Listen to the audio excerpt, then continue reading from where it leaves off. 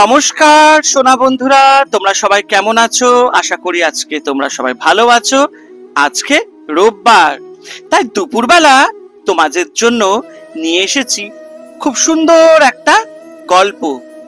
আমি আজকে তোমাদের দেব শিশুদের গল্প শোনাবো। আর আজকের গল্পের নাম বামন অবতার। ভগবান বিষ্ণুর 10টি প্রধান অবতার। বামন অবতার তার মধ্যে পঞ্চম। অসুররাজ বলি অসুরগুরু শুক্রাচার্যের সহায়তায় শক্তিমান হয়ে উঠেছিলেন। শ্রেষ্ঠ স্বর্গীয় লোক সমূহ জয় করবার ইচ্ছায় তিনি সৈন্যবাহিনী নিয়ে অবরোধ করলেন ইন্দ্রপুরী। ভীতত্রস্ত দেবতারা বলির ভয় তাদের গুরু বৃহস্পতির কাছে গেলেন। তিনি তাদের উপদেশ দিলেন, যতদিন না নিজ গুরুর কথা না শোনার ফলে বলির পতন ঘটে, ততদিন পর্যন্ত আত্মগোপন করে থাকতে হবে। সেই অনুসারে দেবতারা ছদ্মবেশে স্বর্গীয় লোক সমূহ পরিত্যাগ করলেন।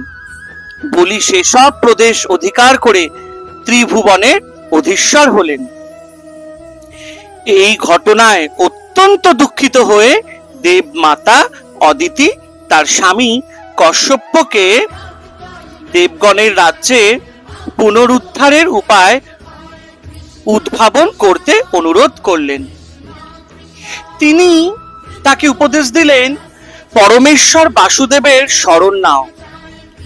পয়ব্রত আচরণের মাধ্যমে অর্জিত শুদ্ধ ভক্তি সহযোগে একাগ্রচিত্তে তার উপাসনা করো। ভগবান হরি অচিরে তোমার প্রতি তুষ্ট হয়ে তোমাকে বাঞ্ছিত বর দেবেন।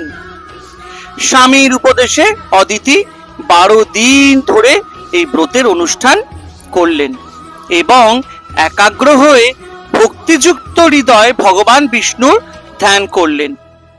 তার ভক্তিতে পরিতুষ্ট হয়ে পীতাম্বর, শঙ্খ, চক্র, গদা, পদ্মধারী চতুর্ভুজ মূর্তিতে ভগবান তার সামনে এলেন। তাকে সামনে দেখে আনন্দে অধীর হয়ে অদিতি আসন থেকে উঠে সশ্রদ্ধ প্রণাম করে আবেগরুদ্ধ কণ্ঠে ভগবানের স্তুতি করলেন। তার স্তুতি শুনে কমললোচন ভগবান বললেন, অদিতি, তোমার বাসনা আমি জানি। ফলবতী হবে তোমার উপাসনা। আমি তোমার পুত্র রূপে জন্মগ্রহণ করে দেবগণকে তাদের পদমর্যাদা, ঐশ্বর্য ও সমৃদ্ধি ফিরিয়ে দিয়ে তোমার ইচ্ছা পূর্ণ করব। এই বলে ভগবান তার দৃষ্টিপথ থেকে অন্তর্হিত হলেন। হরিকে নিজ পুত্র রূপে পাওয়ার দুর্লভ বর লাভ করে অদিতি মাতা অত্যন্ত আনন্দিত মনে সার্থকতার অনুভূতি নিয়ে ফিরলেন স্বামীর কাছে। ভগবান হরির এক অংশ তার মধ্যে প্রবেশ করেছে। কিছুকাল পরে ভগবান বিষ্ণু অদিতির পুত্র হয়ে জন্ম নিলেন এক দীপ্তিমান দিব্য শিশু রূপে। তার শরীরে বিদ্যমান বিশেষ ভূষণ ও অস্ত্র প্রভৃতির চিহ্ন, যাতে তার পিতামাতা তার দিব্য স্বরূপ চিনতে পারেন। তারপর তাদের সামনেই ভগবান বিষ্ণু নিজেকে রূপান্তরিত করলেন বামন মূর্তিতে। যথাকালে বামনের উপনয়ন অনুষ্ঠিত হলো। স্বয়ং সূর্যদেব তাকে দীক্ষিত করলেন। গায়ত্রী মন্ত্রে বৃহস্পতি তাকে পড়িয়ে দিলেন পবিত্র যজ্ঞোপবীত। ব্রহ্মতেজে বামন তখন ব্রহ্মর্ষিগণকে অতিক্রম করলেন। তারপর শুক্রাচার্য প্রমুখ ভৃগুকুলের ঋষিদের নির্দেশক্রমে পরাক্রান্ত বলিরাজা অশ্বমেধ যজ্ঞে পবিত্র হয়েছেন জেনে বামন যাত্রা করলেন যজ্ঞভূমির উদ্দেশ্যে। যজ্ঞশালায় প্রবেশ করলেন বামন।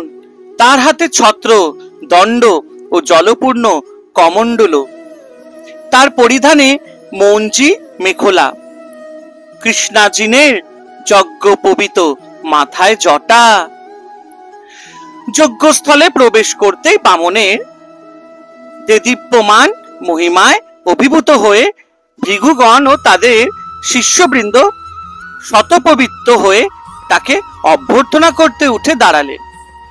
সেই সৌম্য মূর্তি মনোহর অতিথিকে দেখে অপার হর্ষে বলিরাজা সৌজন্য সহকারে স্বাগতম জানালেন তাকে। আসন প্রদান করে তার চরণ ধৌত করে তাকে অর্চনা করলেন। তারপর বামনকে সম্বোধন করে বললেন, হে সাধু প্রবর, আপনাকে স্বাগত। আপনি আমার প্রণাম গ্রহণ করুন। এখানে আগমনের দ্বারা আপনি আমাকে, আমার পূর্বপুরুষগণকে ও আমার রাজবংশকে পবিত্র করেছেন এবং এই যজ্ঞকে করেছেন পূর্ণাঙ্গ। আমি সম্প্রতি অশ্বমেধ যজ্ঞ অনুষ্ঠান করছি। আমার মনে হয় আপনি কোনো কিছুর প্রার্থনায় এখানে এসেছেন। আপনি যা কিছু প্রার্থনা করতে চান আমাকে বলুন। গাভী, হিরণ্য, গৃহ বা সমৃদ্ধ গ্রাম যাই হোক না কেন, অথবা অন্য যা কিছুতে আপনার অভিরুচি তাই আপনার হবে। বলিরাজার আন্তরিক কথা শুনে বামন খুবই পরিতুষ্ট হলেন, মানে খুব আনন্দ পেলেন। উত্তর দিলেন, হে রাজন, আপনার বাক্য সুমিষ্ট।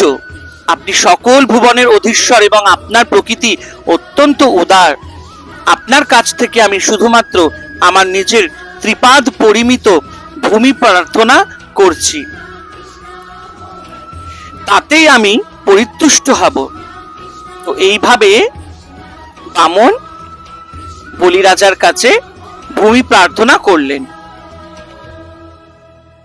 এই সামান্য পরিমাণ ভূমির প্রার্থনা শুনে বলিরাজা হাসলেন।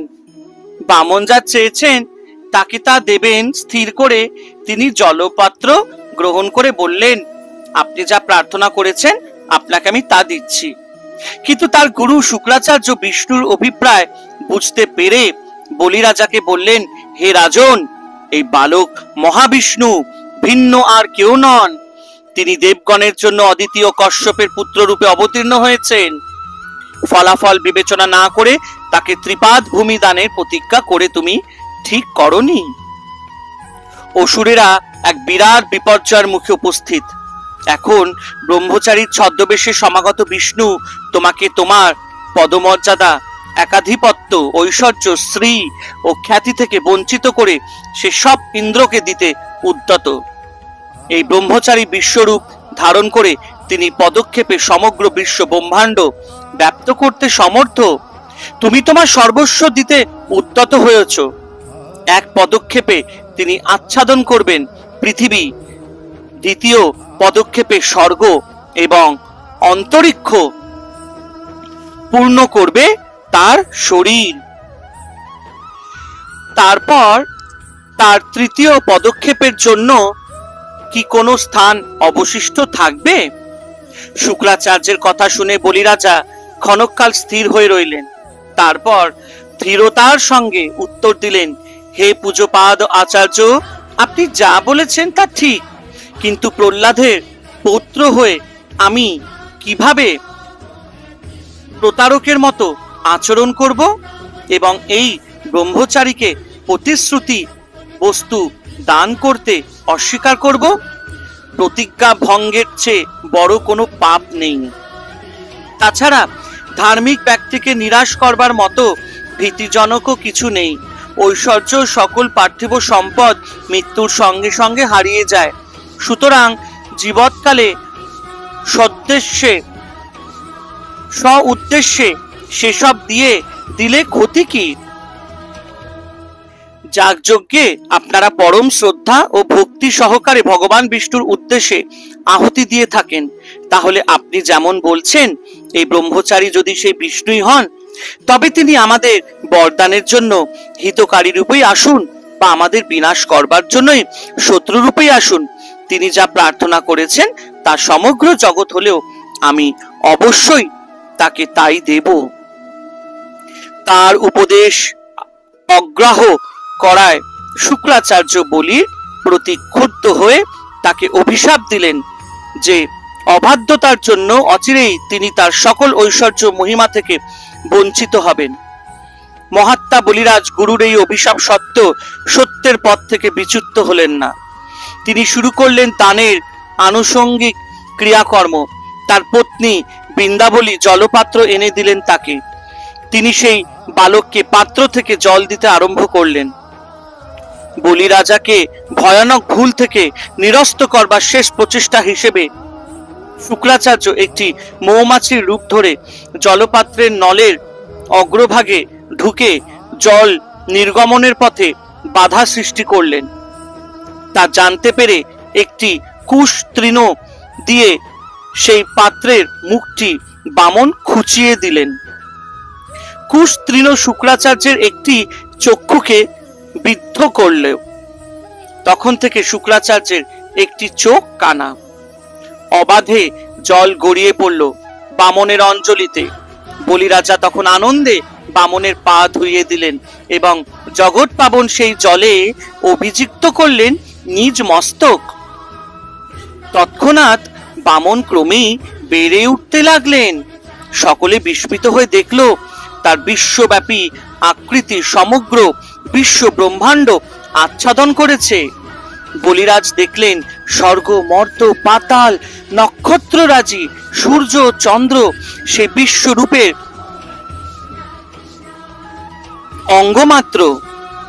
স্থাবর জঙ্গম, চেতন অচেতন সবকিছু নিয়ে বিপুল বিশ্ব ব্রহ্মাণ্ড সে বিশ্বরূপে ব্যাপ্ত হয়ে রয়েছে।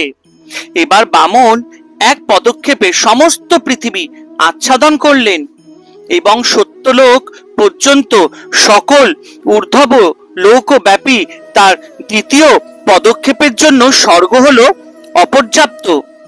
তৃতীয় পদক্ষেপের জন্য তার কিছুই অবশিষ্ট রইল না। বামন বললেন, আপনি আমাকে ত্রিপাদ ভূমি দান করতে প্রতিশ্রুত। 2 পদক্ষেপে আমি সকল লোক আচ্ছাদিত করেছি। এবার আমাকে তৃতীয় পদক্ষেপের স্থান প্রদর্শন করুন। যদি আপনি প্রতিজ্ঞা রক্ষা করতে না পারেন তবে আপনার পাতালে প্রবেশ করাই শ্রেয়। এইভাবে বঞ্চিত এবং ঋত সর্বস্ব হয়েও কিন্তু বলিরাজা সত্যকে আশ্রয় করে থাকবার সিদ্ধান্তে অবিচল রইলেন এবং মনে সামান্যতম বিষাদ না রেখে উত্তর দিলেন, হে প্রভু, আমার প্রতিজ্ঞা ভঙ্গ করায় যদি আপনার লক্ষ্য হয় তবে আমিও সত্যকে অবলম্বন করে থাকতে সমানভাবে দৃঢ় প্রতিজ্ঞ। আমার বাক্য কখনো মিথ্যা হবার নয়।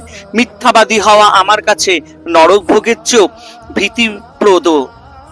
সুতরাং আপনি প্রসন্ন হয়ে আমার তৃতীয় পদ আমার মস্তকে স্থাপন করুন। বামন বলিরাজার মস্তকে তার চরণ স্থাপন করে বলিরাজাকে পাতালে প্রেরণ করলেন। বামন তখন সমবেত দেবগণকে বললেন, আমি যাকে অনুগ্রহ করতে ইচ্ছা করি প্রথমে তার ঐশ্বর্য হরণ করে থাকি, কারণ ঐশ্বর্য মানুষকে করে গর্বিত ও উদ্ধত। তার ফলে সে পৃথিবী ও ঈশ্বরকে অসম্মান করতে প্রণোদিত হয়। দৈত্য দানবের অধিপতি কুলভূষণ এই বলিরাজা এমনকি আমার দুর্জয় মায়াকেও জয় করেছেন, কারণ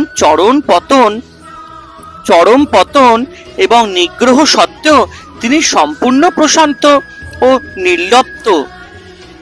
দারিদ্রে পতিত, স্বস্থানচ্যুত, শত্রুর দ্বারা বদ্ধ, বন্ধুবর্গের দ্বারা পরিত্যক্ত এবং গুরুর দ্বারা তিরস্কৃত ও অভিশপ্ত হয়েও বলিরাজা তার সত্যব্রতে অবিচল রয়েছেন এবং প্রতিজ্ঞা লঙ্ঘন করেননি।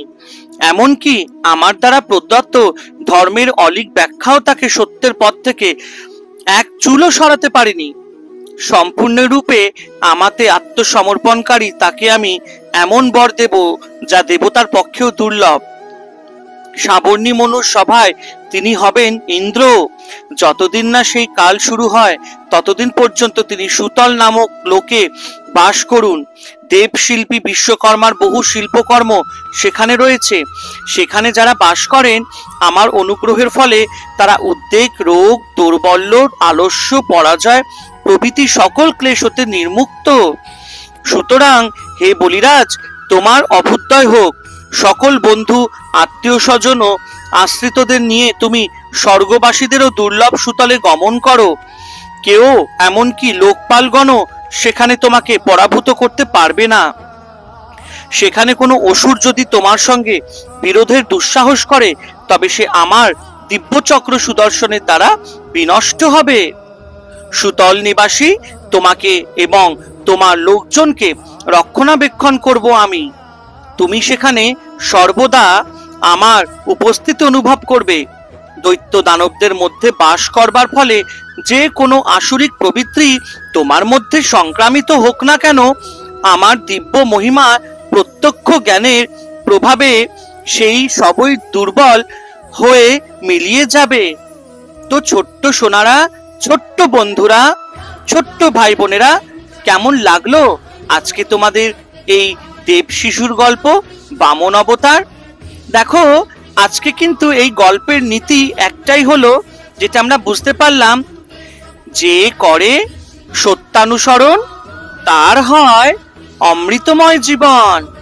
তাই সদা সত্যের পথে চলবো এবং ভালো কাজ করব এবং কখনো মিথ্যে কথা বলবো না, কখনো লোভ লালসায় যুক্ত হব না এবং সর্বদা বাবা মাকে সম্মান করব, বাবা মা সেবা যত্ন করব, ঈশ্বরের প্রতি ভক্তি শ্রদ্ধা রাখবো, ঈশ্বরের পূজা করব, ঈশ্বরের সেবা করব।